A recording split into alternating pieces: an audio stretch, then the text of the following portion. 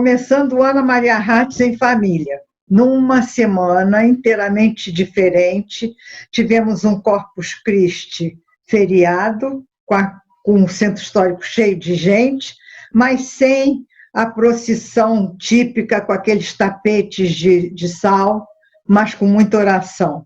E hoje, um Dia dos Namorados, também atípico, onde a gente tem uma Rua Teresa ainda fechada, as compras têm que ser feitas por e-mail ou por internet, e vamos tocando, né? Vocês conhecem o que é gravidez do coração?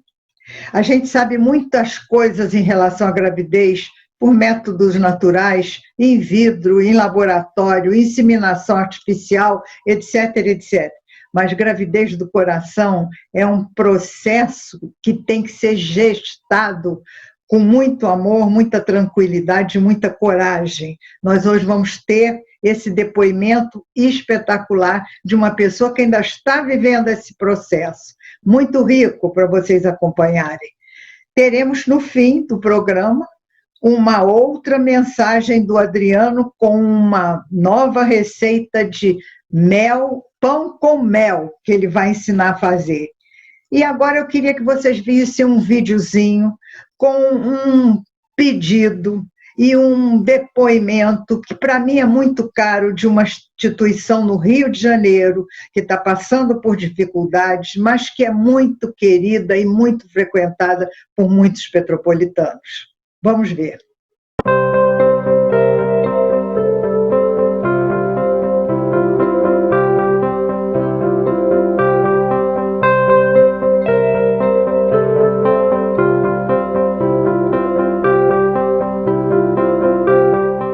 Perdi a conta da quantidade de filmes extraordinários. Vi às vezes 2, 3 filmes por dia. 15 salas de exibição. Naquele lugar, ele tem um cheiro de celebração ao cinema. É como um templo do cinema. É lá que a gente reza pelo cinema brasileiro, reza pelo cinema. Está em dificuldades.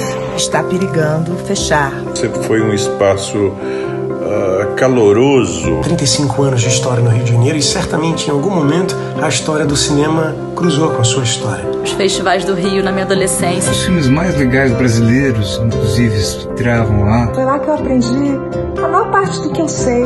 Foi lá que eu vi meu primeiro Truffaut, meu primeiro Godard, primeiros filmes brasileiros. Eram filmes que a gente só via e diretores que a gente só assistia no Estação. Tudo que eu aprendi de cinema tem a ver com o olhar dos programadores do Grupo Estação. Acho que todo mundo que gosta de cinema tem alguma história com Estação.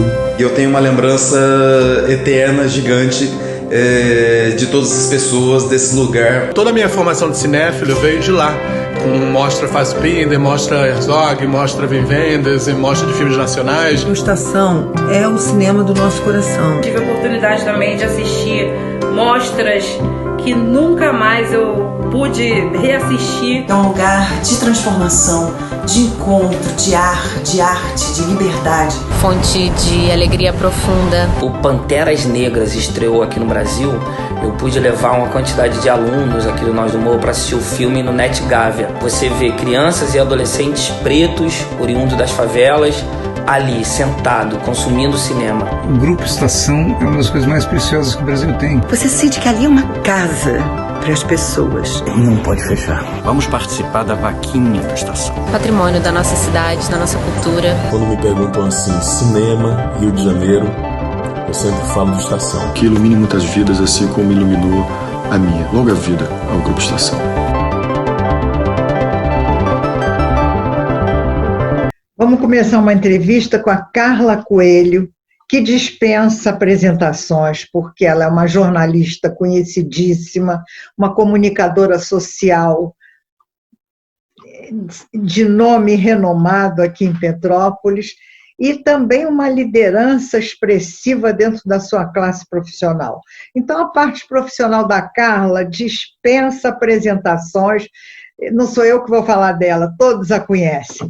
Agora, eu quero fazer com ela hoje uma entrevista sobre uma parte da vida dela que talvez nem todos conheçam e que eu quero conhecer mais de perto porque me chamou muita atenção. Ela criou um movimento aqui chamado Adoção em Roda. e eu queria que ela explicasse para nós e conversasse conosco sobre esse movimento. Como é que foi essa coisa de adotar criança e depois se mobilizar para numa roda de conversa, ter essa interação com as outras mães que estão na mesma situação. Vamos ver o que a Carla tem para nos falar dessa parte íntima da vida pessoal dela. Olá, Ana. Oi, tudo bem? Não foi só um batonzinho? Não foi só um batonzinho? Se arrumou muito, né? Boa. Eu tô desde 8 horas da manhã sentada na frente do computador, porque a gente trabalha com produção cultural. E com produção cultural, a gente não faz mais nada, né? Só que esse não fazer mais nada é uma grande balela, porque a gente está trabalhando enlouquecidamente em cima dos editais de concorrência pública.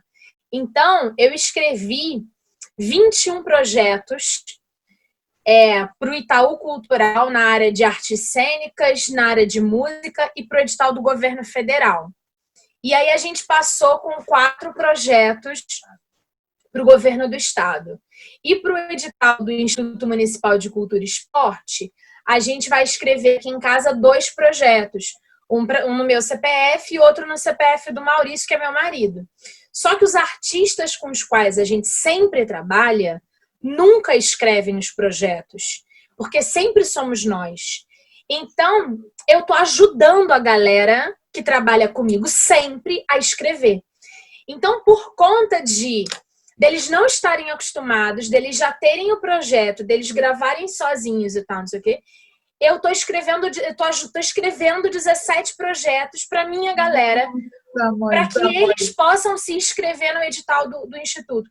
Então, eu estou completamente louca. Bom, olha aqui, eu quando comecei a fazer a tua apresentação, eu disse que eu não queria saber hoje da Carla comunicadora, nem da Carla produtora, eu queria um outro aspecto da tua vida pessoal. Por que você fez esse movimento Adoção em Roda? E como é que foi isso? Eu queria que você contasse muito a tua experiência de mãe do coração, né? E como é que você fez essa por que você resolveu fazer isso, Carla, que eu achei isso uma coisa espetacular. Vamos falar desse aspecto da tua vida? É isso que eu quero que você conte. Vamos lá, né? Eu sou Carla Coelho e todo mundo está muito acostumado, há 18 anos eu trabalho com comunicação, as pessoas estão muito acostumadas com essa vertente da jornalista. Isso. Mas quando eu completei 31 anos, mais ou menos, eu entendi biologicamente e familiarmente que eu queria me tornar mãe. E aí eu engravidei, tive uma gestação tubária, e nesse processo de gestação tubária eu descobri que eu tinha dificuldade para poder engravidar e a minha gestação não foi para frente. Meu marido e eu conversamos muito sobre a questão e a gente entendeu que a adoção era um processo adequado e que ia ser muito bom para a formação da nossa família. E aí nós fomos em busca das informações. Eu entrei com o processo em abril de 2015 e me habilitei, ou seja, Maurício e eu fomos autorizados pela Justiça Federal a sermos pais por meio da adoção em final de fevereiro de 2016. Quer dizer que vocês começaram esse processo em 2015. 2015, isso Olha mesmo. Olha só quanto tempo, 5 anos. Isso aí. E nesse momento em que a gente percebeu que nós íamos constituir a nossa família por meio da adoção, aqui em Petrópolis havia um grupo que se chamava GAFAP, que era o Grupo de Apoio à Família e Adoção de Petrópolis. Esse grupo era coordenado por 2 psicólogas, Vanessa Sena e Roberta Conte. E essas profissionais fantásticas cuidavam da gente. Nós tínhamos reuniões mensais e nessas reuniões mensais as nossas principais dúvidas eram tiradas, a gente discutia as questões da ordem do processo e a gente falava um pouquinho sobre os nossos sentimentos, a espera, os medos e as ansiedades. O tempo foi passando E nesse período, logo depois que eu me habilitei, o Frei Antônio Moser faleceu. E quando o Frei Antônio Moser faleceu, eu trabalhei com ele por quase 15 anos, e ele era uma pessoa muito cara para mim, muito importante para mim. Eu me senti em luto e fiz um luto bem vitoriano. Eu fiquei 1 ano usando roupa preta, eu me fechava em mim mesma, porque ele era muito importante para mim. E aí eu falei que naquele 1 ano eu não queria que o meu filho chegasse, porque eu precisava viver o meu luto para então estar aberta para a maternidade. E aí quando completou 1 ano que o Moser morreu, leia-se março de 2017, eu me senti pronta e comecei a organizar a minha vida de dentro para fora para que a maternidade chegasse. E nesse processo de que a maternidade ia chegar, eu abandonei 2 trabalhos em que eu era voluntária. Um deles a APPO, que é a Associação Petropolitana dos Pacientes Oncológicos, o qual eu respondia pelo setor de relações públicas, e o outro, a assessoria de imprensa do Centro Educacional Terra Santa, que depois que o Moser morreu, eu continuei 1 ano trabalhando com eles como voluntária. Antes eu era funcionária do Frei Moser, e aí depois eu continuei 1 ano como voluntária. Quando eu fiz esse movimento, abrir para o cosmos, para o universo, para Deus, para qualquer entidade que seja, né? Que eu queria ser mãe e que eu tinha decidido que era naquele momento, eu decidi criar espaço na minha vida para a maternidade. E aí, eu saí desses lugares e a gente organizou um espetáculo de teatro, porque eu trabalho com artes cênicas junto com meu marido, e a gente realizou um espetáculo no Teatro Dom Pedro, um espetáculo de teatro infantil. E a gente decidiu criar um ingresso que fosse mais baratinho, e esse ingresso mais barato seria mediante a doação de 1 quilo de alimento não perecível, e esse alimento seria doado para o Lar de Crianças Nossa Senhora das Graças, que fica em Petrópolis, no bairro de Correias, e que atende crianças que são retiradas das suas famílias. Não significa que essas crianças estão para adoção. Elas foram retiradas de alguma forma. E não significa que essas crianças também sejam órfãs, porque é importante ressaltar que no Brasil, as crianças que estão em lares de acolhida, menos de 2% são órfãos. A maior parte deles sofreu algum tipo de negligência familiar e, por isso, foi encaminhado por meio da justiça, através, normalmente, do conselho tutelar, para os lares de acolhida. E aí, nesse momento, legal, vamos doar alimentos para os lares, e eu entrei em contato com o lar de crianças. Conversei com a gerente do lar, que é a Luciana Márcia. Falei, Luciana, eu vou te levar os alimentos e tal, não sei o que, o espetáculo vai ser tal dia, preciso da sua autorização para colocar no material de divulgação que a gente vai doar os alimentos para a instituição. Mas você não esperava a adoção por aí, não, né? Não, de forma alguma, pelo contrário. Eu queria ser acionada pela justiça e o perfil que eu tinha estabelecido para meu filho, lá no cadastro, era uma criança que tivesse até 3 anos e 11 meses. Porque até 6 anos? 3, tá. 3 anos e 11 meses. Tá. Porque o Cadastro Nacional de Adoção, ele é dividido mês a mês. Então, assim, 3 anos e 10 meses, 3 anos e 11 meses, 4 anos. E aí, Maurício e eu, no momento de preencher, a gente falou 3 anos e 11 meses, pronto, encontramos o nosso perfil. Mas isso seria essa idade ou até essa idade? Até essa idade. De 0 até 3 anos e 11 meses. Isso era o que eu achava que eu queria, isso era o que eu achava que eu era capaz de gerir. E aí, beleza e tal, voltando lá para o lar de crianças, a gente fez o evento, e quando eu estava em contato com a Luciana Márcia, ela falou assim, o espetáculo é o quê? Eu falei, o espetáculo infantil. Ela falou, que legal! E aí eu pensei, gente, tô pensando na comida e nem pensei em dar ingresso para essas crianças virem ao teatro. Aí eu fingi que eu era melhor do que eu sou, e falei com ela, e por sinal, vou te oferecer uma cota de ingressos para você levar as crianças para irem ao espetáculo. Eu realmente não tinha arquitetado a ideia na minha cabeça, mas eu pensei e fiz isso. E ela falou, até quantas crianças? Eu falei, até 20 crianças. Cabe dentro da minha cota de cortesias para o espetáculo no Teatro Dom Pedro. E aí, eu que já estava cadastrada, já estava habilitada, mas entendia que queria uma criança até 3 anos e 11 meses, cedi os ingressos para as crianças do lar de crianças.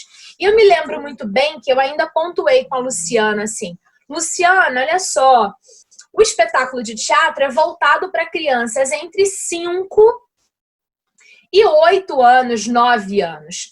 Nem menos do que isso, porque elas não vão entender, e nem mais do que isso, porque elas vão achar muito chatas. Então, tenta pegar as crianças que você tiver morando no lar dentro dessa faixa etária.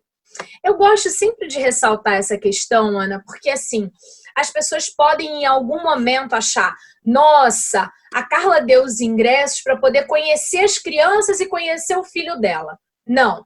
Meu perfil era 3 anos e 11 meses. Eu falei que era para crianças a partir de 5 e que era até 9 anos.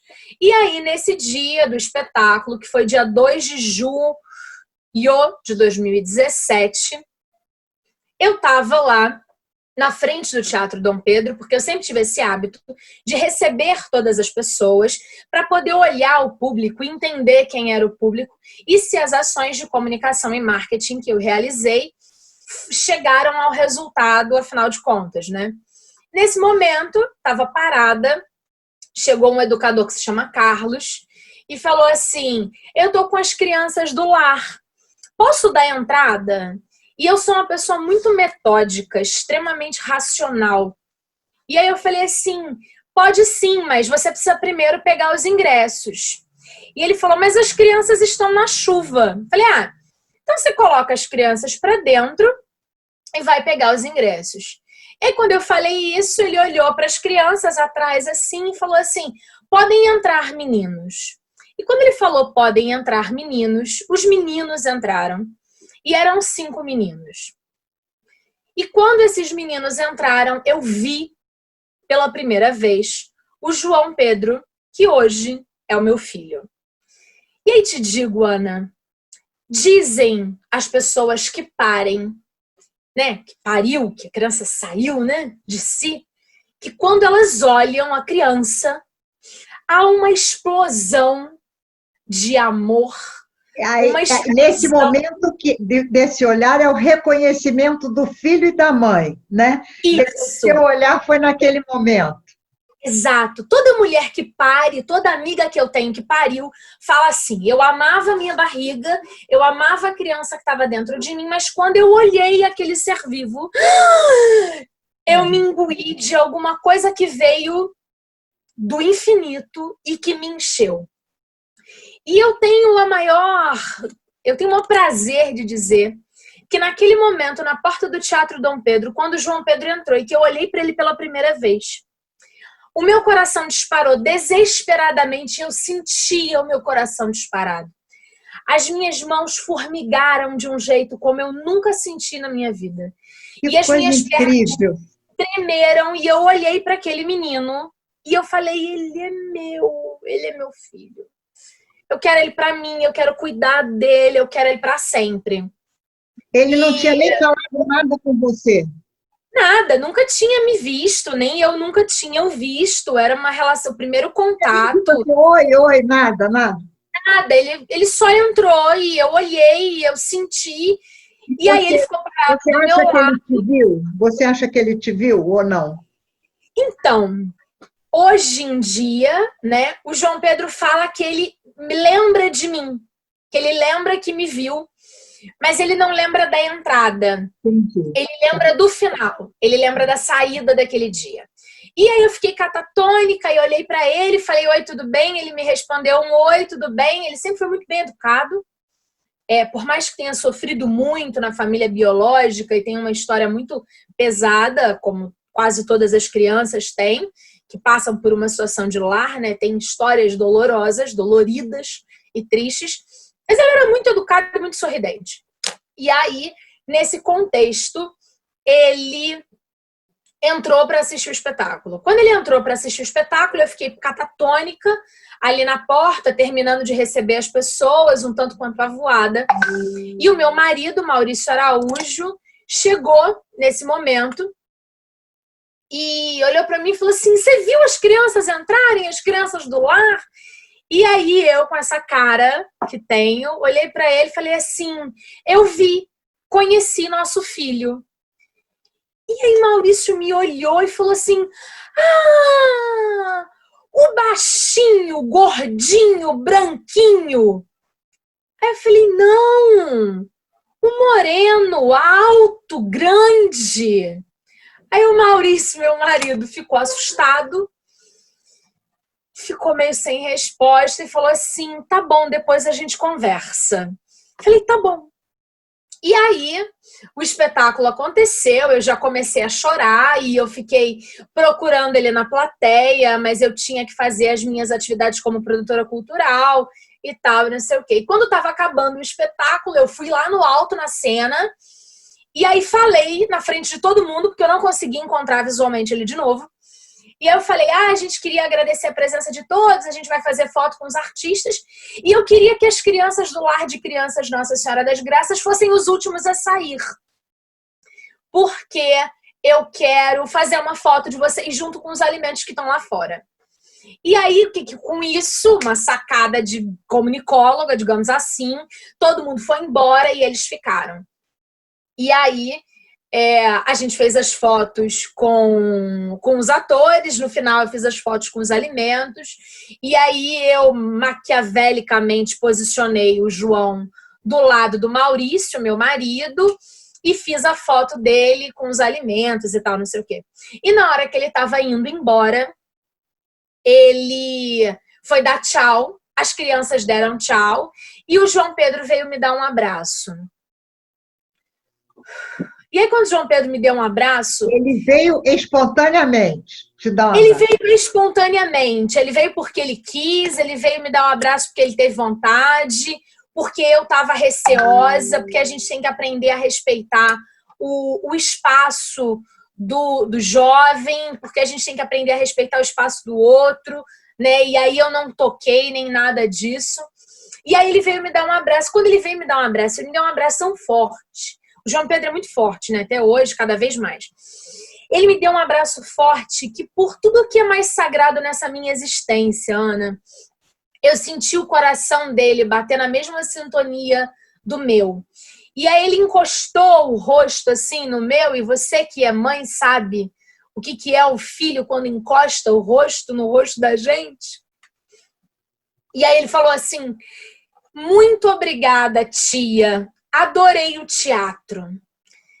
E aí aquilo pra mim, falei: ai, o que eu posso fazer agora? E aí eles foram embora, eu fui recolher os alimentos e fazer as coisas da produção e me articular e resolver para que tudo acontecesse e tal, não sei o quê.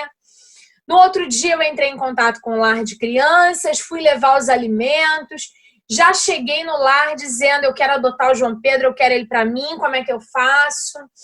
E aí a gente teve um processo muito árduo, eu precisei acionar advogados, a gente precisou entrar com um processo para destituição do poder familiar, porque ele ainda pertencia aos pais biológicos.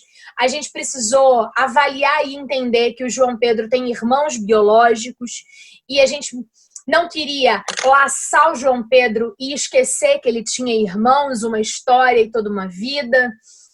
E aí as coisas foram caminhando, e no dia 23 de dezembro de 2017 foi a primeira vez que o João Pedro saiu conosco do lar para poder fazer a primeira visita para nossa casa. E meses depois, 19 de junho de 2018, ele foi legalmente adotado por mim e pelo meu marido. Mas nesse meio tempo você o visitava e ele visitava vocês? Então, entre encontrar o João Pedro a primeira vez e ele sair conosco a primeira vez, eu visitei o lar todos os finais de semana. E toda vez que eu falo isso, as pessoas falam, mas isso tem que tomar cuidado? Tem que tomar cuidado, tem que seguir regras, tem que manter protocolos. Então, assim, eu não podia fazer visita direcionada para o João Pedro. Então, eu ia para o lar e eu brincava com todas as crianças, eu levava bolo para todas as crianças, a gente jogava bola com todas as crianças. Todas as crianças sabiam que eu queria adotar o João Pedro, porque isso era sensitivo, era notório, era amor, é amor. Mas, ao mesmo tempo que isso tudo, eu segui todos os protocolos. Então, eu nunca recebi, enquanto mãe, né, ali naquele processo de adaptação, nenhuma sanção, nem do Lar de Crianças Nossa Senhora das Graças, nem da Justiça. No momento que os irmãos do meu filho foram adotados, e foram adotados por famílias que eu conheço, por pessoas de excelente índole, e hoje eles estão muito bem ambientados nas suas famílias, aí sim a gente até chegou a ser notificado e ficou proibido de visitar o lar por uma questão judicial, né? Porque o fórum percebeu que a gente estava indo lá para poder ter vínculo com as crianças individualmente, e aí gerou um problema. Mas eu visitava o João Pedro toda semana. Nesse meio tempo, para você ter uma ideia, o João Pedro teve catapora. Entre eu começar a conhecer o João Pedro e ele vir pra gente. Eu tenho aqui do lado do meu computador a foto do Dia das Crianças, quando ele estava com catapora. Eu vou descolar, porque ela fica colada aqui na parede do lado do computador, para mostrar o desespero desta mãe. Aqui. E ele cheio de catapora. E eu não podia fazer nada, sabe? E eu enlouquecida, porque eu queria cuidar da catapora dele e não podia, né? Eu me lembro que teve um dia que eu cheguei no lar e eu achei que ele estava com febre. E eu não entendo nada disso. E aí eu cheguei para um educador e falei assim, eu acho que o João Pedro tá com febre. E eu, cara, extremamente imbuído da razão profissional dele, falou assim, Carla, ele já foi medicado e você não pode interferir nisso. Aí eu falei, você está certíssimo, eu acho que eu me excedi, você me desculpa, eu já estou indo embora mesmo, muitíssimo agradecida e fui-me embora para não tomar uma bronca. Carla, e ele sabia que você queria adotá-lo e ele também queria ser adotado? Como é que é essa interação aí? Então, em via de regra, existe uma coisa que chama alienação de menor, né? Então, quando uma pessoa quer adotar uma criança, você não pode chegar para a criança e dizer assim, olha, eu quero te adotar e quero levar para minha casa. Isso é proibido por lei, é alienação, é crime, a justiça vai lá e você pode parar de visitar o lar. Então, eu nunca verbalizei isso. Eu sempre fui muito correta com a coisa. Até que um dia, uma das meninas do lar chegou para mim e falou assim, tia Carla, você gosta tanto do João Pedro, por que você não pega ele e leva ele para casa? E aí eu vi a oportunidade tangencial de fazer uma pergunta prática para ele, né? Aí eu olhei para ela assim e falei, como assim, Caroline? Caroline é o nome dela. Aí ela falou assim, ué, todo mundo sabe, tia, que tu adora o João Pedro, que tu quer levar ele para casa. Aí o João falou assim, você tá achando que é fácil? Não é assim não, tem um monte de papel para poder resolver, para poder adotar e tal, não sei o quê. Aí a Caroline ainda comentou assim, mas a tia Carla é jornalista, ela trabalha na TV, ela resolve qualquer coisa. Aí o João Pedro ficou me olhando assim, eu ri e falei pela primeira vez com ele. Eu falei, João, e se eu resolvesse todos os papéis? Você ia querer ir comigo? Você ia querer virar meu filho? Olha que eu sou muito chata, hein, João Pedro? E se você disser que aceita, você pode se arrepender, porque eu sou muito chata. Aí ele olhou para mim com a maior tranquilidade e falou assim, eu iria com você. Ana, eu vou te dizer que naquele momento eu não sabia se eu chorava, se eu gargalhava, se eu me jogava no chão, se eu me fingia de morta, porque era uma coisa enlouquecedora de dentro para fora, que se você for reparar daí, e o telespectador de casa, eu já tô toda vermelha, ruborizada, porque só de lembrar e de contar essa história, eu sinto ainda a emoção latente dentro de mim. Porque eu sei que existem mães que amam os seus filhos, mas eu sempre falo isso. Eu sou completamente apaixonada pelo meu filho. E não consigo visualizar que eu o amaria mais ou menos se ele tivesse saído de mim, da barriga, se eu tivesse parido, entendeu? E aí, nessa loucura toda, quando ele falou que ele queria vir comigo, aí eu aloprei, comecei a pintar a parede do quarto, a comprar as coisas, briguei com a advogada, fiquei mais louca ainda, ia no lar mais vezes, o pessoal do lar ficava doido comigo, a Luciana Márcia falava, Carla, você não pode fazer isso e tal. Até que nos finalmente o processo estava todo certo e as assinaturas não andavam. E um dia eu brotei, sentei na porta do fórum, na porta do doutor Alexandre Teixeira, juiz da Vara da Infância, Adolescência e do Idoso. Fiquei sentada lá mesmo, esperando. Eu falei, 1 hora, esse homem vai sair dessa sala e quando ele sair eu vou atrás dele. Porque se tem uma coisa que eu tenho nessa vida é coragem. Então vamos embora porque esse filho é meu. E aí, quando ele saiu, eu fiquei olhando para ver para onde ele ia, e ele foi para a cantina almoçar. Isso é horrível, eu não devia dizer, eu devia esconder isso, mas eu indico para todo mundo. Espera que aquele homem almoça.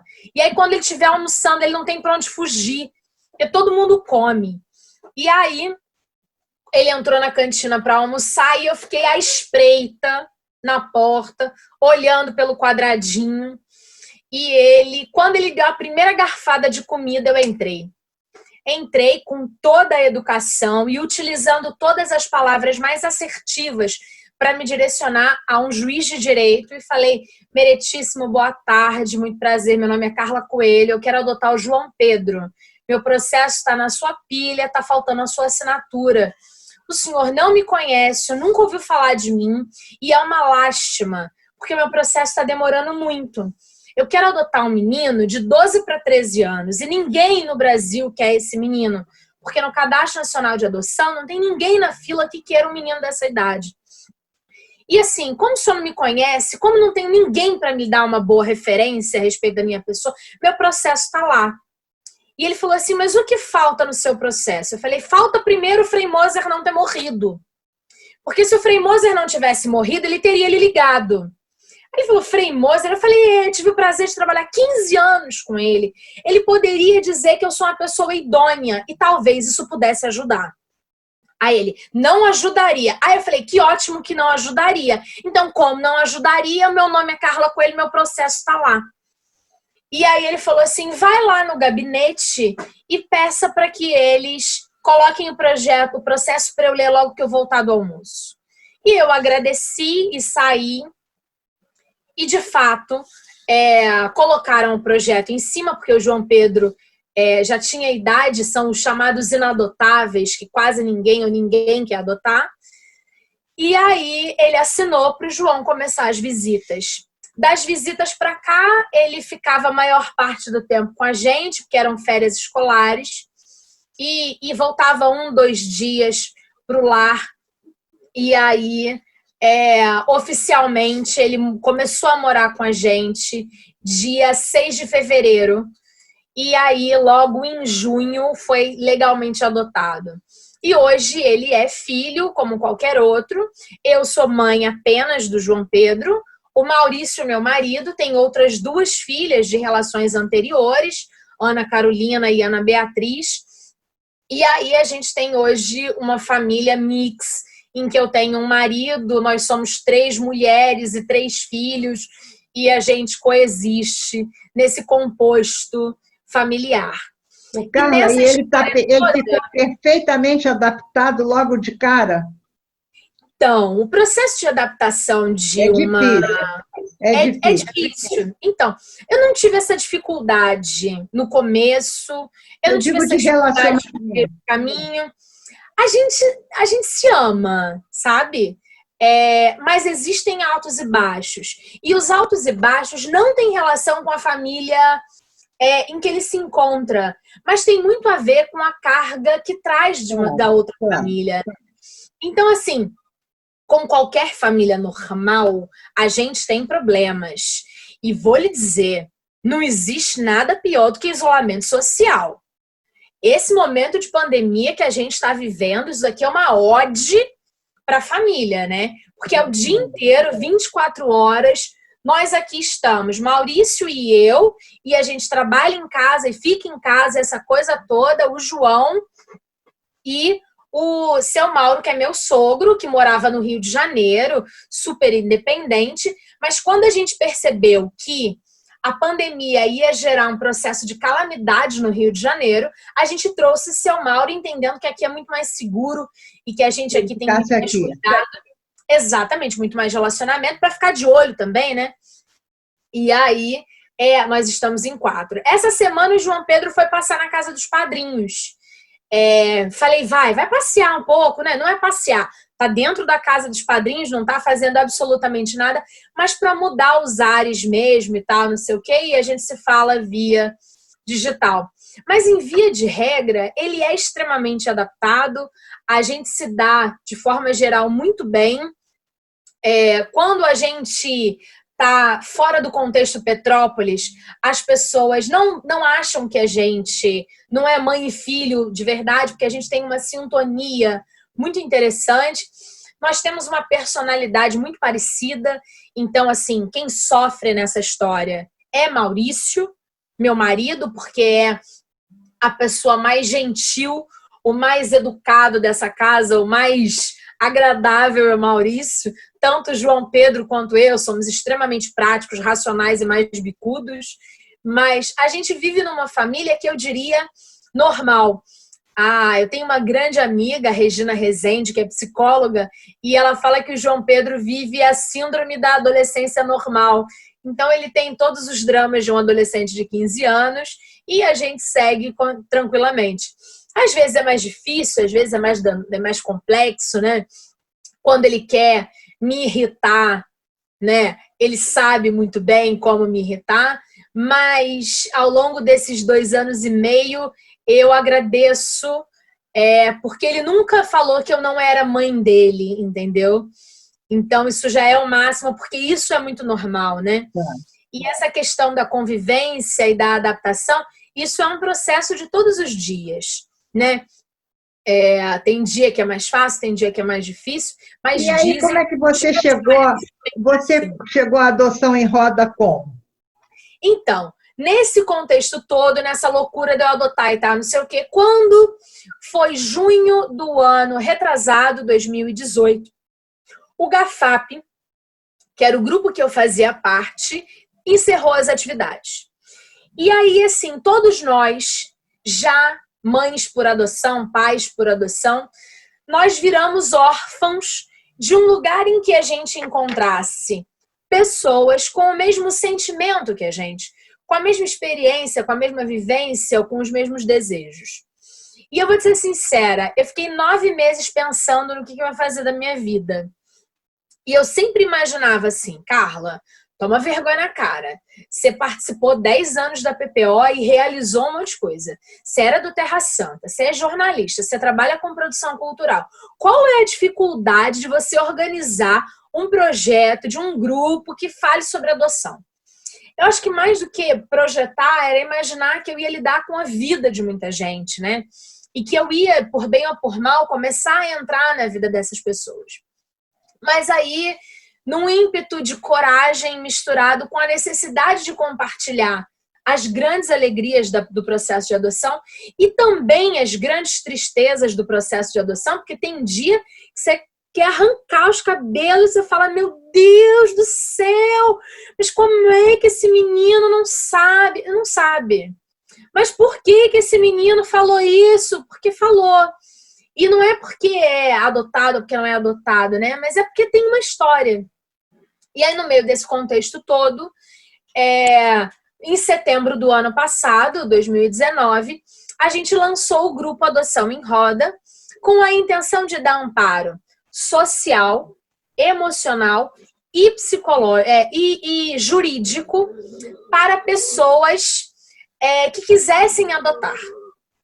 As reuniões eram, antes da pandemia, realizada todas as terceiras segundas-feiras de cada mês, na casa de Cláudio de Souza, cedida pela equipe, pelo Museu Imperial, para que a gente tivesse um lugar bem centralizado e um lugar que mostrasse que o nosso projeto era um projeto consolidado, um projeto de respeito.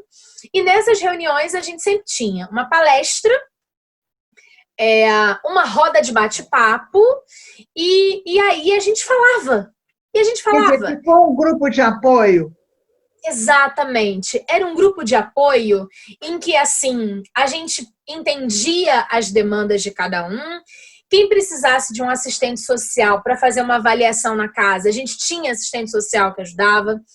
Quem estava com problema na ordem jurídica, a gente tem advogados que ajudam a dar olhadas nos processos. Mas aí o grupo era só para quem queria adotar ou quem já tivesse adotado também? Para quem tivesse adotado também. Porque é muito importante, Ana, uma coisa, a gente vive por meio de troca, né? Então, às vezes, chegavam pais lá para querer que pretensos adotantes se habilitando ou já habilitados, e aí falavam assim, não, porque quando eu adotar... Aí a gente falava, quando você adotar, seu filho vai morder a maçã e esconder o restante embaixo da cama. Porque ele não vai ter coragem de dizer que ele não gosta de maçã. E aí a gente conversava sobre o dia a dia, as nossas experiências, como é que foi a semana, como é que foi o mês, quais foram as dificuldades, o que a gente está esperando, a justiça que não anda, o Ministério Público que ainda não destituiu o poder familiar, aquelas crianças que estão no lar, crianças de outras cidades, busca ativa, adoção interracial, adoção homoafetiva, adoção tardia. Entender quem são as crianças que estão para serem adotadas no Brasil, de fato, de verdade. Então, assim, se alguém que está me assistindo agora, nos assistindo agora, achar que vai adotar uma menina branca até 2 anos, vai sentar e esperar 8 anos, 10 anos, porque essa criança não existe no cadastro de adoção. Agora, se a pessoa estiver disposta a ter um filho e que esse filho, por um acaso, seja menino pardo a partir de 8 anos, rapidamente ele consegue virar pai ou mãe. Então é preciso também discutir e conversar sobre quais são as expectativas desses pais com relação à realidade desses filhos. Mudar na cabeça das pessoas um pouco os critérios de absorção dessa maternidade ou dessa paternidade, né? Porque não dá para você entrar no Cadastro Nacional de Adoção e achar que seu filho vai estar dentro de um tubo de ensaio, cheio de características pontuais. Ele vai ser lindo, vai ser uma menina, vai ser rosinha, ela vai ser gentil, agradável. Não! Ela vai vir com personalidade, ela vai vir com gostos e sabores. Assim, são coisas muito engraçadas, né? Vou contar um caso muito peculiar dessa última semana que eu vivi aqui em casa. Desde sempre tem granola na minha casa. Granola, aquela coisa que a gente coloca na banana para comer com mel, né? E desde sempre eu falo pro João Pedro assim, João, come banana com granola, come uma fruta com granola e mel, né? Não gosto desse negócio não, não gosto desse negócio não. Aí chega no momento que você para de falar, né, pra comer a granola, que então não come a granola. Aí, semana passada eu tava à noite, comendo minha bananinha com a minha maçã, feliz, com granola, deitada na minha cama. Entra o João Pedro e fala assim, dá um pedaço desse negócio. Eu falei, tá. Aí ele comeu 1, 2, 3. Aí ele comeu meu prato de banana com maçã e granola. Aí ele falou assim, eu acho que eu gosto disso. Eu falei, tá. 2 dias depois, além da granola tradicional para comer a doce, né? A gente aqui em casa consome granola salgada na salada, porque fica crocante, a salada fica mais gostosa e não tá cheia de gordura, né? Quando eu fui olhar, tá João Pedro atochando a granola salgada na salada. Eu olhei e não falei nada. Falei, eu vou ficar quieta. Vou ficar quieta, que é melhor ficar quieta. Passou. João Pedro foi pra casa dos padrinhos, né? Meu sogro, que tá morando com a gente, falou assim, Carla, por que tu nunca tinha dado granola pro João Pedro? Aí eu... Mas infarta. É por quê? Porque o paladar não está acostumado, porque não conhece, porque às vezes não quer experimentar, porque quer continuar com o padrão alimentar. Então é um processo em que cada dia é um dia, em que os hábitos vão se gerenciando, em que a gente vai arcar, esse pai por adoção vai arcar em alguma escala com as mazelas que os pais biológicos fizeram, mas tem que estar muito preparado, tem que estar muito disposto e tem que ter coragem. E para adotar, em minha sincera opinião, tem que entender o seguinte: é para sempre. É para sempre como quando o filho nasce. Não dá para de uma hora para outra dizer assim, eu não quero mais, eu vou... Não. Existe um período que se chama adaptação. E nesse período da adaptação, você está lá vendo se vai dar certo ou não. Porque não é só o pai que pode perceber que aquele filho não vai dar certo. A criança pode não se adaptar. E é por isso que a justiça acompanha. E é disso que a gente conversa no grupo Adoção em Roda. Agora, com a pandemia, a gente não pode ter mais reuniões presenciais, mas a gente bate papo no nosso grupo do WhatsApp, a gente manda vídeos, a gente manda as novidades, a gente conversa um pouquinho, pergunta como é que está a realidade dos pais que estão em processo de adaptação, porque aqui em Petrópolis algumas pessoas adotaram pouquíssimo antes da pandemia. Então, assim, tem um casal que faz parte do grupo, um casal heterossexual que adotou 2 meninos pequenos, e a gente tem um jovem, um monoparental, que adotou uma menina adolescente e um menino de 5 anos. Então a gente conversa, troca, a gente conversa sobre os dilemas da adolescência. Outro dia desses eu bati um papo muito engraçado com esse pai que adotou uma menina. Ele falou assim: Carla, fui comprar absorvente. Nunca tinha me imaginado nessa coisa. E aí eu ri com ele e falei assim: olha, vou te dar uma dica. Absorvente suave com abas. E aí ele riu, falou, não tenho a mínima ideia do que é isso. Eu falei, chega lá e pede esse. Esse eu acho legal. E aí a gente começa a gente vai ter que parar de bater esse papo maravilhoso, porque o nosso tempo esgotou. Mas olha aqui, eu queria que você dissesse aí, antes da gente terminar, um telefone de contato do Adoção em Roda, porque muita gente vai querer te procurar, eu tenho certeza, além das pessoas que já estão lá, né?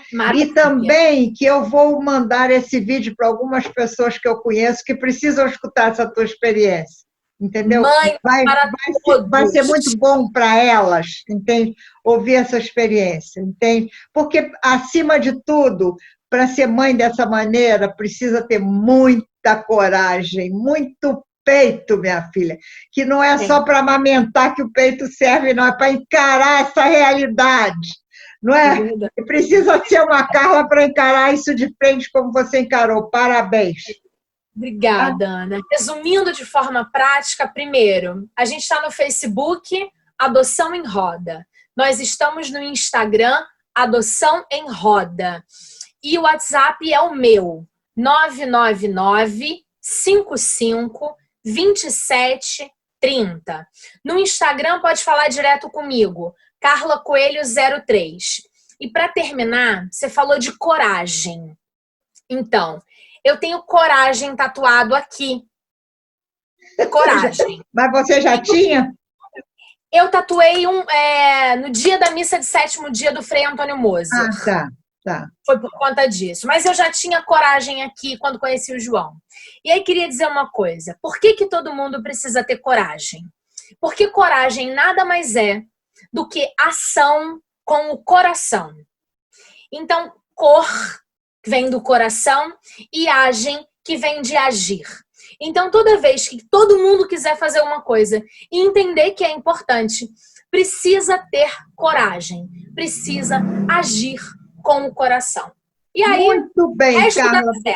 Você deu uma lição extraordinária de vida para todos nós. Muito obrigada por esse espaço. Tá? Um beijo grande. Um abraço para você e para o João Pedro. Tá? E para o teu marido também. Tá? Tchau. Maravilha. Obrigada. Tchau, tchau. Agora vamos ouvir e ver nosso chefe Adriano Nobre. Oi, pessoal. Tudo bem? Hoje vamos fazer um pão com mel. Eu vou fazer com uma bisnaguinha. Para esse pão tem 2 etapas. No primeiro vou fazer a esponjinha. Eu vou botar aqui uma colher rasa de sopa de fermento seco para pão. Uma colher de sopa de açúcar. Aqui. 200 ml de água. De água bem morninha, eu vou esquentar no micro-ondas. E mexe bem com fouet. Bota também um pouquinho de trigo. Ó, mexe bem aqui. Mexeu. Agora vamos cobrir para poder crescer. 20 minutos depois, olha que maravilha, ficou fofinho. Um ovo batido.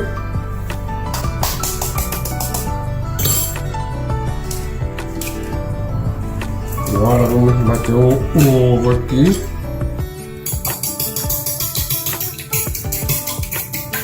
E 2 colheres de sopa de óleo.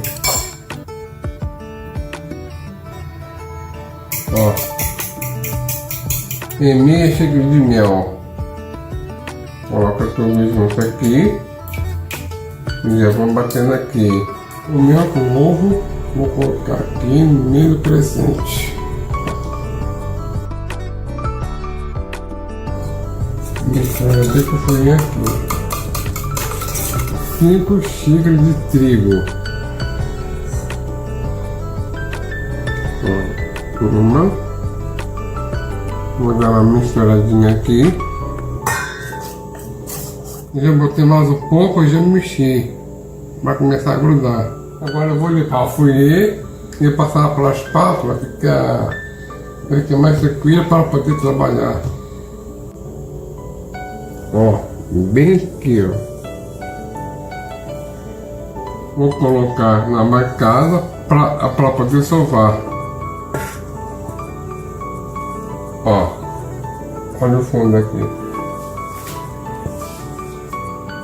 Agora eu vou abrir o buraco aqui. Eu vou colocar uma colher gorda de manteiga aqui dentro aqui. E vamos começar a trabalhar.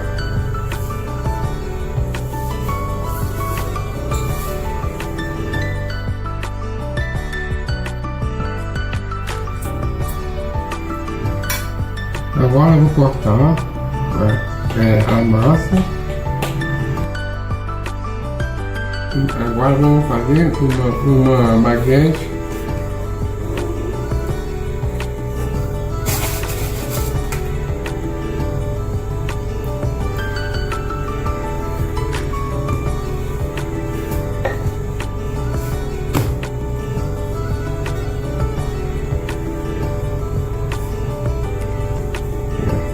Ok.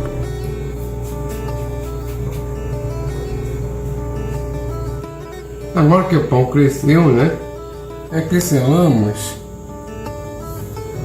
por cima da massa aqui assim, né? Aqui, ó, pra ficar meio gostoso aqui. Como eu queria adocicá-lo, aí leva uma suquinha de confeiteiro por cima para dar um feitozinho. Aqui, ó.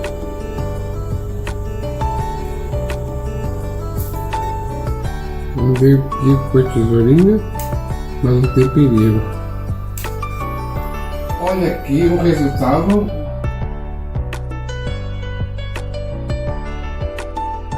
Que delícia! Então, gente, a linha amarela começa na segunda-feira agora. O prefeito conseguiu totalizar 111 leitos de UTI. Então, isso dá uma taxa de ocupação de menos de 30% para nós, o que é significativo e tranquilizador para a retomada da economia no dia 16.